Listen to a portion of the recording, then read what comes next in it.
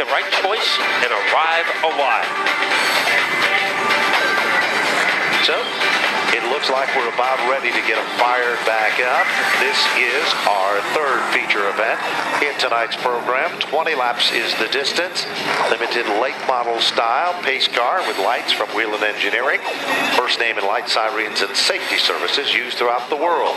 This is a presentation of Napa. Napa Auto Care Centers, where Napa know-how is more than a phrase, it's a way of life. So we are getting ready to turn them loose. The front row, Robert Bloxham, an honor student from Stratford, but it might be Surdell who will beat him into the corner. There's no question about it. They're wheel-to-wheel and side-by-side, but to the advantage is car number 87 for Surdell, and he literally pulls away from the competition here. Meanwhile, settling in second, Robert Bloxham, but look out, here comes Kelsey Rattino, and all of a sudden the inside looks racy. Mr. Route 44 moves into second, and the man behind him, Albert Hayes, he has some bounce in his step, and it's Hayes. Tabasco's his way into third, and he is followed by the point leader, Albert Saunders. Albert Saunders is followed by Paul LaRue. Hayes now works over Kelsey Rattino in a bid for the second spot. Inside lane is looking very strong, and all of a sudden they're side by side for second, and it looks like Andrew Hayes has got, well, the field covered in that battle for second, but Saunders is still waiting in the wings, and Paul LaRue, who was so strong in qualifying, he is now among the top 5 cars and going forward. You usually don't notice Albert Hayes until the second half of the race, but he is very aggressive in the early going tonight, and he needs to be, because look at the man behind him, the point leader, Albert Saunders. Now Saunders settles back and making a move on the inside, Paul LaRue. He is able to blur past Kelsey Rattino, and LaRue is ready to put the back bumper of the Albert Saunders car under siege. No question about it, and the Arute brothers run nose to tail, and all of a sudden Brent and Provost are all creating their own magic as they start to thunder. Trouble in turn 1 and 2. Oh, all of a sudden it looks like Wayne Provost is involved, Como is involved, and Markowski with the number 7 machine, and that is going to bring out the first caution of the event. Everybody is able to pull away, and this is going to change the entire complexion on the Supreme Industries number 82 car, as it too is coming to the front of the pack. And don't forget, after the SK Light feature, we will be announcing our winners of the Pit Stopper Lucky Numbers game, but you still have an opportunity to play. But to do it, to make it happen, you have to get a copy of the Pit Stopper program. Great prizes tonight, a family 4-pack for the Call Before You Dig 150, as well as 2 rides will be given out to our 2-seat modified. Here they come, thundering off turn number 4. And there's the green, and car number 87, Bob Surdell, again takes advantage of things. All of a sudden, the inside lane again comes to life. Oh, trouble. We've got car number 4 that snapped around for Cliff Saunders, directly in front of Jeremy Lavoie with that number 6 car. And we bring out the second caution. It's Wade Provost almost got unlucky again, but he was able to avoid. Right now, you could win some great prizes. You don't even have to leave your seat. All you have to do is text to the good folks from Ingersoll Rand. And it's pretty basic, pretty simple. You can do it as many times as you want. You text to IR Tools SMS to 313131. Now these are great gift packs courtesy of Ingersoll Rand, the official power tools of NASCAR. Guess what, Matty? The newest, most exciting tool or toy in the house is up in play.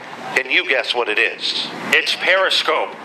So you can see replays right on your cell phone, right in your seat. Right now we're seeing action on this restart, and look at Andrew Hayes go. Surdell did not come up to speed. And Paul LaRue quickly took advantage to move into the second spot. Good run for him. David Arute up to the top 3. Albert Saunders gets stuck in the wrong lane, and Hayes becomes the brand new leader.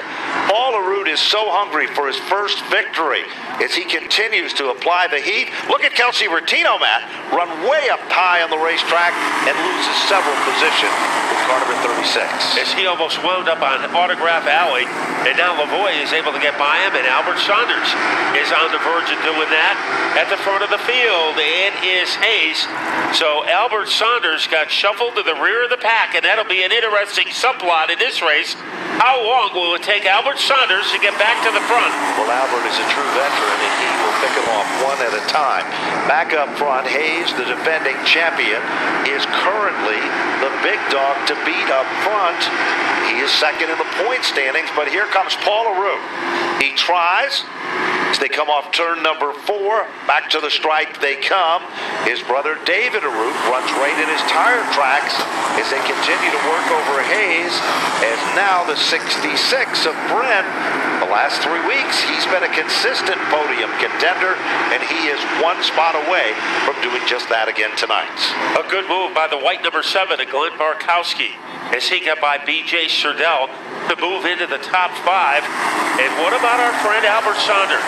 As he tries to jackrabbit his way underneath, blocks him. He does it and makes it look easily. Lavoie down on pit road. Mechanical problems, the story there. Back up front, nose to tail. Who's the fastest car on the racetrack? Believe it or not, Glenn Barkowski, the number 7 car, that's your 5th place car, turned the quickest lap 1 lap ago, a 21.969.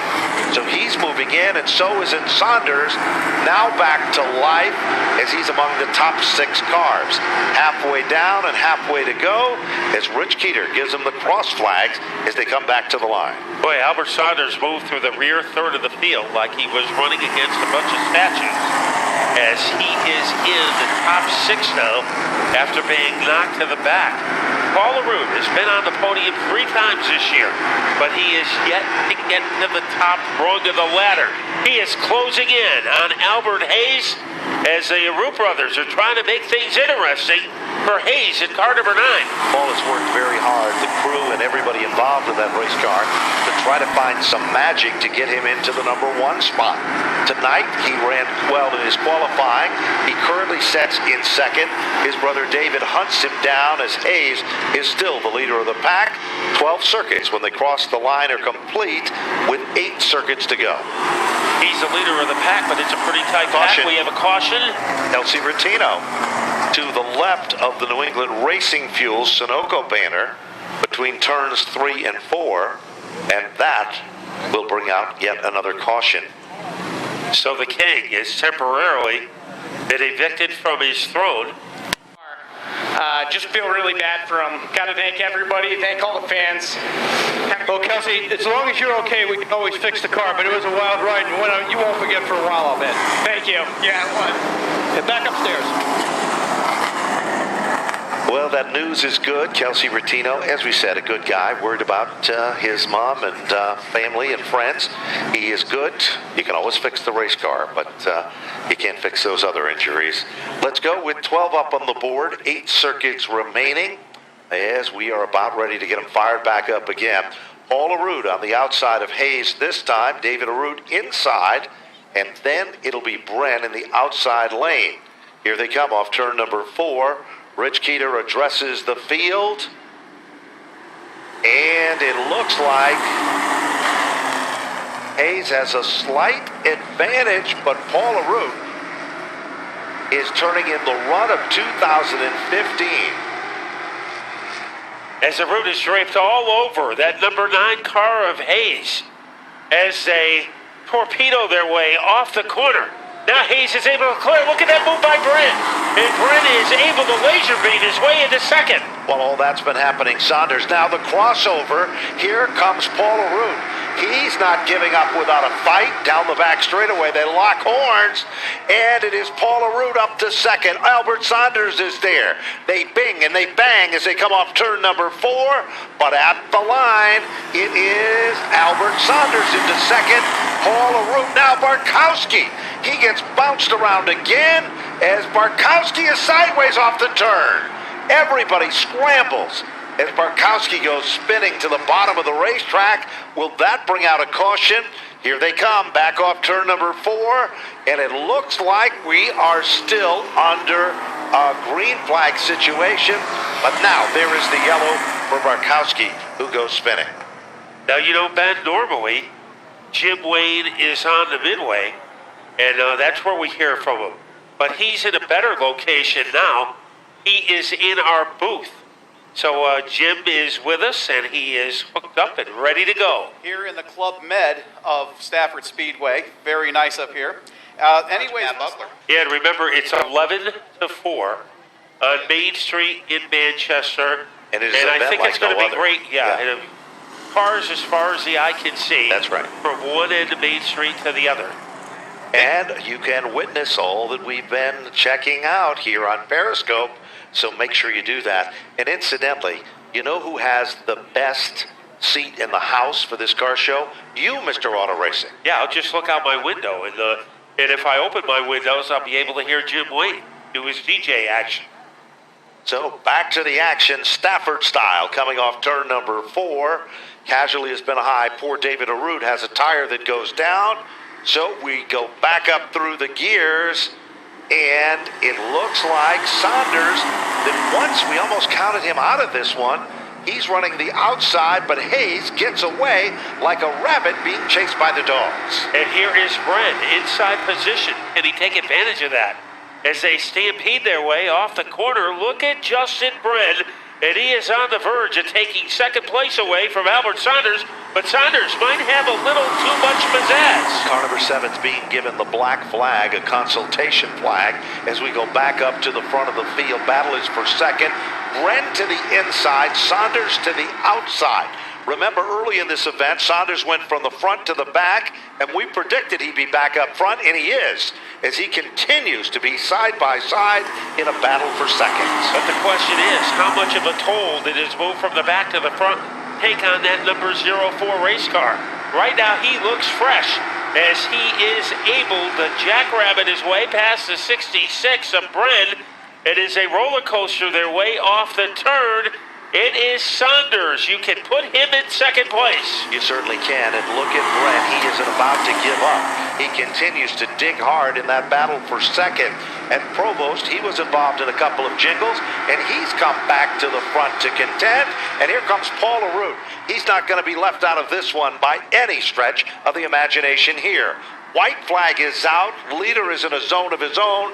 The storied second on back is a whole different deal. Yeah, the question mark is hanging over second. Saunders has it now, but Brent wants it. Provost wants it. Paul Arute wants it. But wanting a victory is Andrew Hayes, and last year's champion is kicking his way out of turn 4. He definitely does. As they come back to the line, here's how it'll look. Andrew Hayes will take down an impressive victory. Albert. Because when he pulled away to a pretty commanding lead, it was a ferocious battle for second between Saunders and Brent. And when those two guys were battling with each other, Hayes was able to open up a pretty substantial lead. And again, we want to extend that 84th happy birthday out to our buddy Harry Stone and the good folks from Sunoco Racing Fuels. Hope you have a great night as well. Special guest with us tonight, Amanda, Karen, and Juno. We appreciate your help in being a part of our broadcast program this evening as well. And right now, we're heading our attention where, Matt? To Napa Victory Lane, but as Andrew Hayes makes his way out of the car, I have a question for you, Ben. How many gallons of gas do you think Harry Stone has pumped out in his career?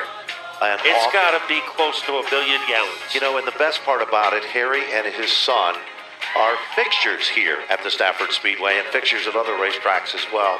But to be 84 years young and still doing something you love, that's something all by itself. And they make the best carrot cake you've ever tasted, Matt. And a fixture at Victory Lane tonight is Andrew Hayes, and he's with Connor Sullivan. Well, Andrew, I'll tell you what, you were so confident about this car early on the day, you slept through both the practice sessions. Yeah, we had early morning there here at the Speedway, so we decided to skip the 2 practices through what we had in the heat race. But, you know, I got a bunch of people to thank. Contingency sponsors, On Time Accounting, Mr. Reuter, Driscoll. And then I got all my main sponsors in Nantucket Community College, Local 3059, On Point Connections, all the guys over there. Thanks for all the help. My Uncle Bob, all the crew members, week in and week out, busting their butts in this car to make it a rocket ship like it was tonight. I mean, I made one rookie mistake there when I started on the outside and missed a shift, but, you know, it paid off when we came to the second one. He missed one. I was able to get by him. I got to thank everyone for racing me clean, letting me get 2 in a row. All right, that's Andrew Hayes. Takes home win number 4 on the season. Let's go over to Tony Sutton. Well, Albert, you drove your heart out there, and what most people I don't think realize, you took a hard whack in the front of your car. Yeah, that was a rough race. One of the cars on the restart missed a shift, and I got in the back of them. It really wrecked the nose, and water temp got to like 250 degrees, so I got lucky to finish. Yeah, and then on one of the restarts there, I got pushed high and then got plowed into it going into turn 3 and fell all the way back to last. So to get back to second, it's like a victory. I got to thank Justin and Brendan for racing me so clean. We raced each other really hard the last 3 weeks, side by side, lap after lap. And when you can race someone like him, like that, that's what we all come down here for, is to race side by side really hard for people. And it's really cool. So got to thank American Sleeve Bearing, BA Museo, Rob Davis, Johnson Memorial Medical Center, Barry from Fluckager Race Chassis. He's been working on the car a lot lately, got the car really good tonight. I think we had a winning car, just didn't have the track position for it. Got to thank Brad Auto Machine, the whole team, everybody that helped me out. Good drive. Congratulations on second spot.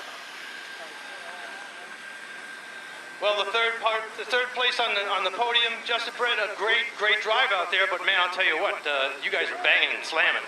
Yeah, we were putting on a good show there, running side by side. When I got into Paul there, my stagger was just gone. Something's wrong in the front end. I was having a hard time just driving the car, but not bad for all that.